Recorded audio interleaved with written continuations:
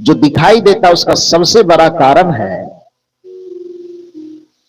तो कहता कागज की लेखी, मैं कहता निज आँखन देखी। तो कहता कागज की लेखी, मैं कहता निज आँखन देखी। तेरा मेरा मनवा कैसे एक होई रे। तू कहता कागज की लेखी, मैं कहता निज आँखन देखी। तेरा मेरा मनवा कैसे एक होई। हर एक समस्या का समाधान तू किताबों में ढूंढता है और हर एक समस्या का समाधान मैं आत्मा की गहराई में ढूंढता हूं।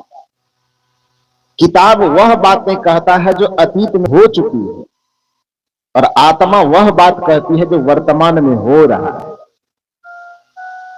बीते हुए कल की जो बात करे वो किताबों में होती है और अभी इसी क्षण अभी इसी पल की जो बात करे वो आत्मा की किताबों में। सदगुरु कबीर साहब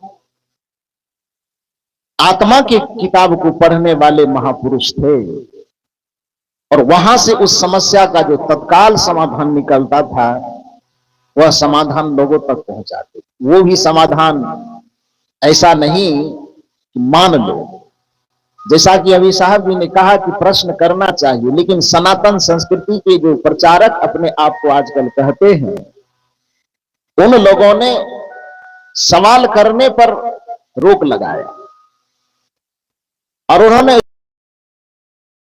विश्वासो फलदायकम, विश्वास कर लो वही। बाजार से एक कपड़ा खरीदने जाओ, के पास छूट है कि उस कपड़े करके कि कपड़ा ठीक है कि नहीं, वहां जांच तब।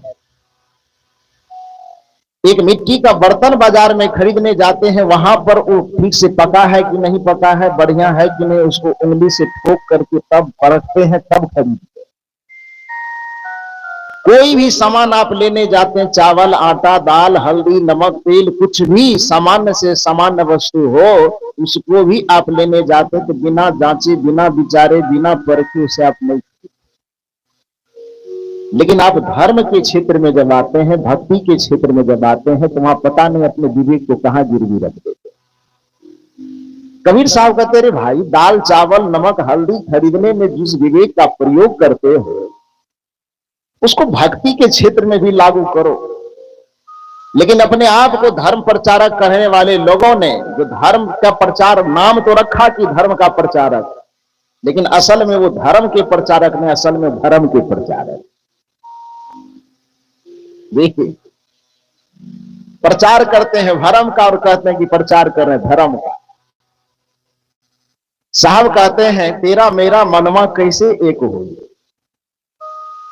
वस्तुतः हमारी सनातन संस्कृति विश्वास पर जोर देता ही नहीं। विश्वासो फलदायकम, ये धर्म का प्रचार नहीं, धर्म का सूत्र नहीं, ये धर्म का सूत्र है। कैसे? यह मान्यता केवल कबीर साहब की नहीं कि तू कहता कागज की लेखी, मैं कहता निज आंखन देखी, बल्कि यह सनातन का सूत्र है। पूरी सनातन संस्कृति विश्वास पर नहीं विचार पर टिका हुआ है। अब कुछ लोग कहते हैं कि कबीर पंथी जो विचारवादी हैं और कबीर पंथ के अलावा और सनातन धर्म के जितने मानने वाले विश्वासवादी। असल बात यह है कि सदगुरु कबीर सहित जितनी संत परंपरा और सनातन धर्म का जो आधार है वो विश्वास पर नहीं विचार पर टिका हुआ। इसको तो सामान्य दृष्टि से भी आप और हम समझ सकते हैं। पूरा रामचरितमानस, पूरा गीता, पूरा वेद, पूरा शास्त्र, पूरा पुराण जो लिखा हुआ है विश्वास पर है कि विचार पर? तो विश्वास पर आधारित धर्मशास्त्र है कि विचार पर आधारित है? इसको थोड़ा सा विवेचन कीजिए तो आपके समझ में बात है। विश्वास का मतलब क्या होता है कि एक बार कोई बातें कह दी गई किसी बड़े के द्वारा तो बस उस बात को मान लेना, ये विश्वास कहलाता है। लेकिन यदि हम कहें कि सनातन संस्कृति विश्वास आधारित परंपरा है तो आपसे सवाल यह है कि भगवान श्री कृष्ण ने एक बार अर्जुन को कहा कि युद्ध करो, और एक ही बार में अर्जुन उसको मान गया कि तर्क करते रहा। थोड़ा जोर से बोलिए, कितना बार तर्क किया? 50 बार ने गिन करके 700 बार। जी ठीक है, आपका भी कहना बहुवचन में आपने कहा, चल सकता है जी। 700 बार प्रश्न किया है।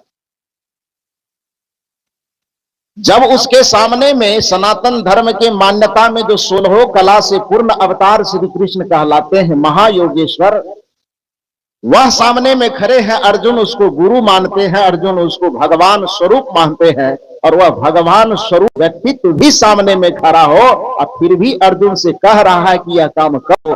अर्जुन तब तक उस पर प्रश्न करते रहा जब तक उसकी आत्मा संतुष्ट नहीं हो गई। इससे प्रमाणित यह होता है कि सनातन संस्कृति विचार की संस्कृति, तो विश्वास की संस्कृति नहीं है। तो विश्वास की संस्कृति वह मनवाता है जो धर्म का प्रचार नहीं, धर्म का प्रचार। दूसरी बात, आप रामचरितमानस को लीजिए, यदि वो विचार विश्वास का ग्रंथ होता तो पूरे रामचरितमानस का जो प्रसंग है, संवाद का प्रसंग, काक भुसुंडी और गरुड़ का संवाद, संवाद कहां होता है? विचार में कि विश्वास में? विश्वास में तो मौन हो जाना होता है कि बड़े आदमी कह दिया बस चुप हो जा, मान लो, यही होता है। संवाद की प्रक्रिया जो होता है, क्योंकि अंग्रेजी में 2 शब्द है, डायलॉग और मोनोलॉग। तो शब्द को आपने सुना होगा। डायलॉग किसे कहते हैं? जब 2 आदमी के बीच में आपसी बातचीत हो, एक के तरफ से प्रश्न किया जाए, दूसरे की तरफ से जवाब दिया जाए, तो उस परंपरा को अंग्रेजी भाषा में कहा जाता है डायलॉग। पहले हम लोग जानते थे कि केवल फिल्म में ही डायलॉग होता है। फिल्म में पर्दे पर दिखाया जाता है, हीरो की तरफ कोई बात बोल रहे, बड़का डायलॉग मारता है। लेकिन बाद में समझ में आई, जब पढ़े लिखे थोड़ा सा, तो समझ में आई कि डायलॉग का मतलब केवल पर्दे का फिल्म नहीं होता है।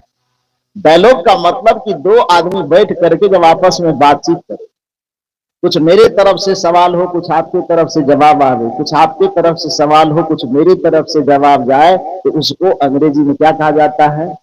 डायलॉग। हिंदी में उसको संवाद कहा जाता है। और यदि यहां पर जो अभी हम लोग आप लोग बैठ रहे हैं, एक आदमी बोल रहा है, बाकी सब लोग सुन रहे हैं, इसको क्या कहते हैं?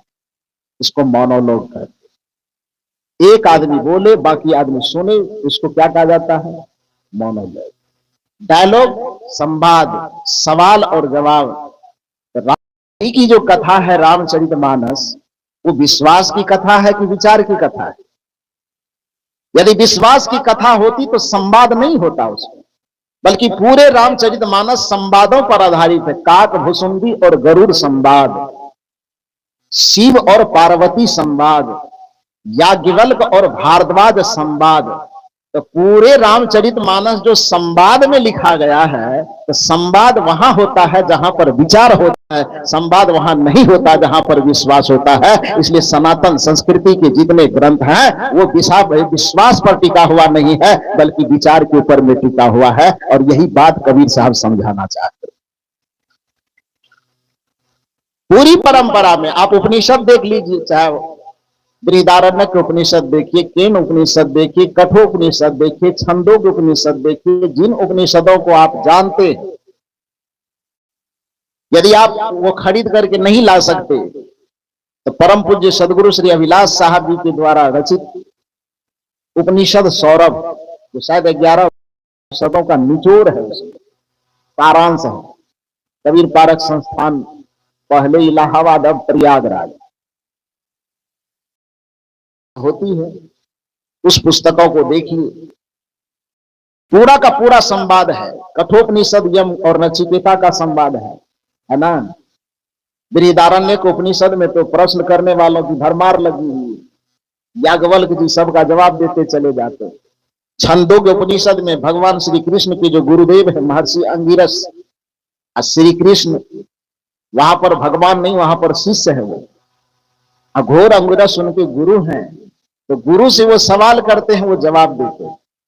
योग वासिष्ठ, यदि आपको समझ में आ रहा है, जानते हैं योग वासिष्ठ के बारे में, तो राम जी वहां पर शिष्य की भूमिका में है और महर्षि वशिष्ठ गुरु की भूमिका में है। बंधन क्या है, मोक्ष क्या है, माया क्या है, ब्रह्म क्या है, प्रकृति क्या है, पुरुष क्या है, इन चीज को समझने के लिए श्री राम एक प्रश्न करते हैं और महर्षि वशिष्ठ उसका उत्तर देते हैं। उस महाग्रंथ का नाम है योग वासिष्ठ। उस संवाद का पूरे भारतवर्ष में 3 गीता है। हालांकि सामान्य लोग एक गीता के बारे में जानते हैं, श्रीमद् भागवत की, लेकिन ये थोड़ी गहराई से पढ़ने लिखने वाले लोग हैं तो वो जानते हैं कि पूरे भारतवर्ष में 3 गीता है। कितना गीता? 3 गीता। एक तो प्रसिद्ध गीता जानते ही है, श्री कृष्ण और अर्जुन के बीच में ज्ञानात्मक संवाद, उसको श्रीमद् भागवत गीता कहा जाता है। और दूसरी गीता जो अभी कह रही एक लोटा जल और सब समस्या के हल, उस नादान आदमी से पूछना चाहिए कि माता पार्वती को एक लोटा जल से समाधान नहीं मिला। जीवन भर आपको जल चढ़ाने के लिए जाते हो, 6 महीना में, साल भर में, या जिंदगी में 2 बार 4 बार जाते हो शिव जी के ऊपर जल चढ़ाने के। अब माता पार्वती पूरे जिंदगी भर शिव जी को जल चढ़ाती नहीं, जल पिलाती थी ना। तो प्रतिमा पर जल चढ़ाना ज्यादा महत्वपूर्ण है कि हाथ से जल पिलाना ज्यादा महत्वपूर्ण है? पिलाना ना महत्वपूर्ण है। यदि पिलाते नहीं है तो विचारक सवाल करते हैं, कभी प्यासे को पानी पिलाया नहीं, बाद अमृत पिलाने से क्या फायदा। किसी प्यासे को पानी पिला दिए, क्योंकि वह भी शिव का स्वरूप है। कबीर जेते आत्मा तेते शालीग्राम, बोलन हारा पूजिए पाहन सो क्या क्या। तो आप और हम जो एक लोटा जल चढ़ा करके सब समस्या का हल खोजते हैं, उसी शिव जी के ऊपर जल चढ़ाने की बात नहीं, जल पिलाने की बात। माता पार्वती धर्मपत्नी है उसकी, तो जल तो पिलाती होगी, लेकिन जीवन भर जल पिलाने के बाद भी शिव के वास्तविक स्वरूप को जब वह समझ नहीं पाई, और शिव जी हमेशा आंख चुकी तो ध्यानस्थ रहने वाले, तो भ्रम फैलाने वाले लोगों ने, जो अपने आप को धर्म प्रचारक, जो अपने आप को शिव का बड़ा भक्त पिलाते रहे, शिव के दर्शन को समझ नहीं पाया। शिव के दर्शन को यदि कोई व्यक्ति समझना चाहे तो भगवान शिव का एक सबसे महत्वपूर्ण ग्रंथ है विज्ञान भैरव तंत्र। उसमें ध्यान की साधना की 112 युक्तियां हैं। कितनी युक्ति है? 112। जो बात मैं कह रहा हूं, यदि आपको लगे कि हवा हवाई में परसों से ही बता रहा हूं, पहले तो पुस्तकालय में जाके पुस्तक खोजी। यदि पुस्तक खोजने में थोड़ी कठिनाई हो रही हो तो परसों से ही मैं पता बता रहा हूं कि आपके हाथ में कौन भगवान है? गूगल भगवान है। ये परसों से ही कह रहा हूं, तो उस भगवान से तुरंत प्रकट करवाइए। आज अपने घर जाइएगा तो आप पूछिएगा कि विज्ञान भैरव तंत्र निकालिएगा, उसमें गूगल में सर्च करिए। उसमें 112 सूत्र है भगवान शिव का, जो माता पार्वती को बताया है। एक भी सूत्र में उन्होंने नहीं बताया लोटा जल चढ़ाओ तो सब समस्या का है। उसमें यह बता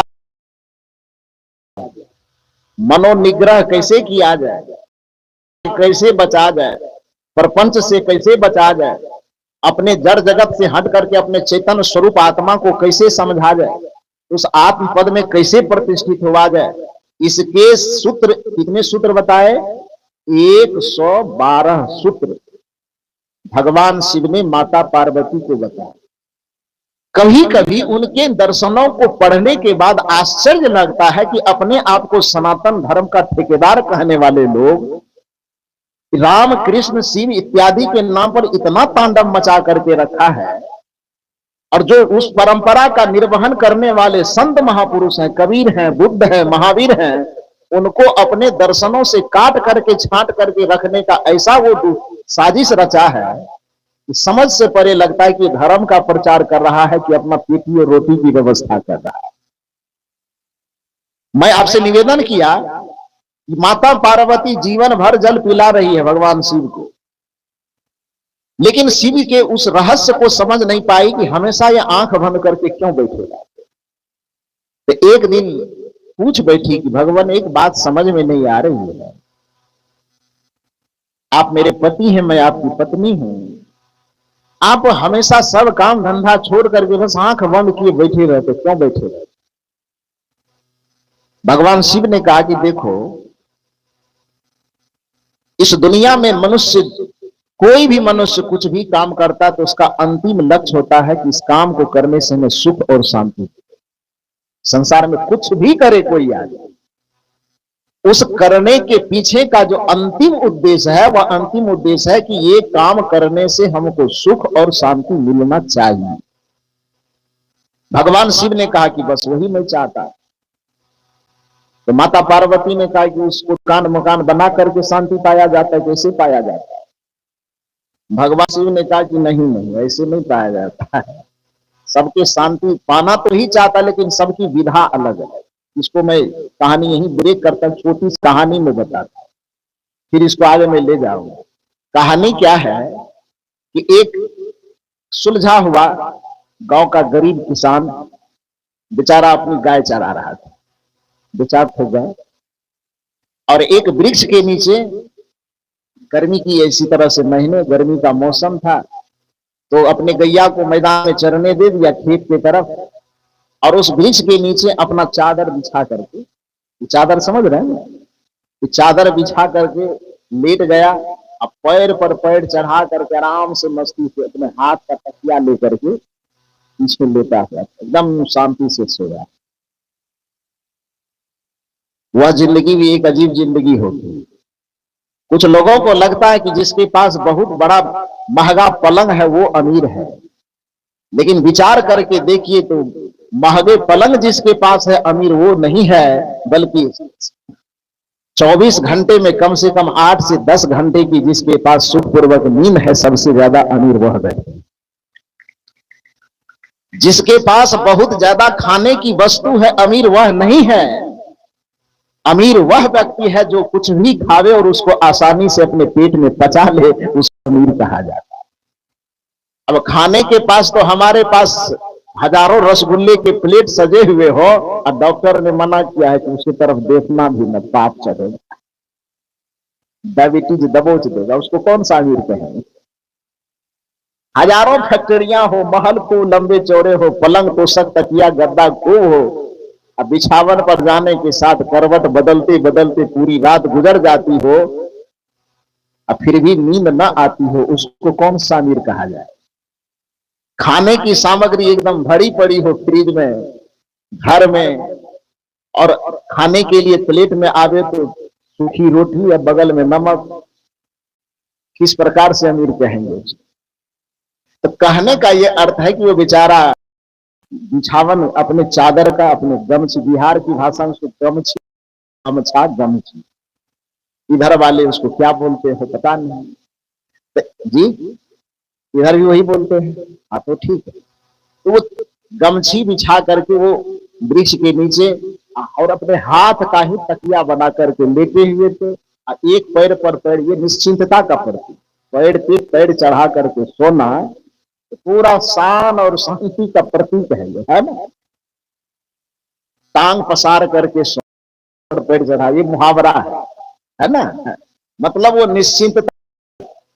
तो बेचारे हाथ का तकिया बना करके गमछी पर ही वृक्ष के नीचे लेते, बड़ी मस्ती सहज और शांति के साथ वो सोए हुए। अचानक उसी रास्ते से एक सेठ जी गुजरा, बहुत बढ़िया गाड़ी लेकर, लाखों करोड़ों, तो पता नहीं, तो एसी में तो बैठे हुए थे ही, गर्मी लगने का तो सवाल नहीं होता है, लेकिन कुछ काम लगा होगा, उसी वृक्ष के नीचे उतरे, थोड़ा सा कोट वगैरह ठीक ठाक किए अपने 10-12 लोगों के साथ, और उसके बाद उस किसान से पूछा कि भैया किसान, क्या गांव में गरीबी की जिंदगी जी, तो चलो मेरे साथ, तुमको 2-4-10 फैक्ट्री खुलवा देता हूं, उसमें काम करना। किसान लेते लेते आंख बंद की रहा, सेठ बकबक कर रहे हैं कि अरे भैया यहाँ क्यों ही गमछी पर सोए हो गाछ के नीचे, चलो मैं तुम्हें एसी का सुख देता। 2-4-10 गाय के पीछे क्या जिंदगी बर्बाद कर रहे हो खेत में चढ़ा चढ़ा। चलो मैं बहुत पैसा देता हूँ, कुछ व्यवस्था कर देता हूँ, फैक्ट्री दुकान लगवा देता हूँ, खूब पैसे कमाना, ये करना। तो बहुत बात सुनते सुनते सुनते सुनते है वह किसान इस सेठ से कहता है, पैर हिला ही रहा है, नहीं है, पैर हिलाते हिलाते और थोड़ा सा आंख खोला, पलक खोला। अब पलक खोल करके सेठ से पूछता है, क्या कहे आप? सेठ ने कहा कि चलो मैं रुपये देता हूँ, दुकान लगा देता हूँ, फैक्ट्री लगवा देता हूँ, उससे पैसे कमा। किसान ने कहा ठीक है, पैसे कमाऊंगा, उस पैसे से करना क्या है? बात समझ रहे हैं ना? कहा कि आप कह रहे हैं कि चलो मैं बहुत दुकान लगा देता हूं, दर्जनों फैक्ट्रियां दे देता हूं, आप यह बताइए कि दर्जनों फैक्ट्रियों के माध्यम से और पैसे के माध्यम से करूंगा क्या? सेठ ने कहा करेंगे क्या? अच्छा भवन बनाना, अच्छा पलंग कर लगाना, अच्छा तकिया लगाना। का ठीक है, इतना चीज कर लिए, उसके बाद करेंगे क्या? पैसा हो गया, फैक्ट्री लग गई, दुकान लग गया, सब चीज हो गया, उसके बाद पैसा आया। कहा गया? का पैसा आएंगे तो करेंगे क्या? का अच्छा भवन बनाना, ताजमहल की तरह एकदम 50,000 1 लाख का गद्दा खरीदना, 10 लाख का पलंग खरीदना, बहुत एकदम व्यवस्था सुंदर हो जाएगी। किसान ने कहा इतनी सुंदर व्यवस्था हो जाएगा तो करूंगा क्या? सेठ ने कहा करेगा क्या? इतनी सुंदर व्यवस्था हो जाए तो एकदम बढ़िया से टांग पसार के सोना। किसान ने कहा कि वो तो मैं अभी भी कर रहा हूं, तो इतना माथा पच्ची क्यों कर रहे हो? जब इतनी सारी व्यवस्था पैर पसार करके सोने के लिए ही करना है, सुख की प्राप्ति के लिए ही करना है, तो वो तो मैं बिना फैक्ट्री लगाए ही कर रहा हूं। जब अंतिम उद्देश्य यही है कि सब चीज करने के बाद भी शांति से एकदम पैर पर पैर चढ़ा करके मस्ती में एकदम झूमते हुए जीवन बिताना, तो वो काम इतनी प्रक्रिया करने के बाद तुम करोगे, हम तो अभी यही कर रहे हैं। इसलिए झमेला में मुझे मत। ये कहानी में बीच में इसलिए लाया कि इसको भगवान शंकर से मुझे जोड़ना, इसकी जरूरत नहीं थी, लेकिन ले आया बीच में। मैं मूल रूप से कहना चाहा, जब माता पार्वती ने भगवान शिव से यह सवाल किया कि आप ये आंख बंद करके क्यों बैठे रहते, और कोई काम धंधा वगैरह करना चाहिए।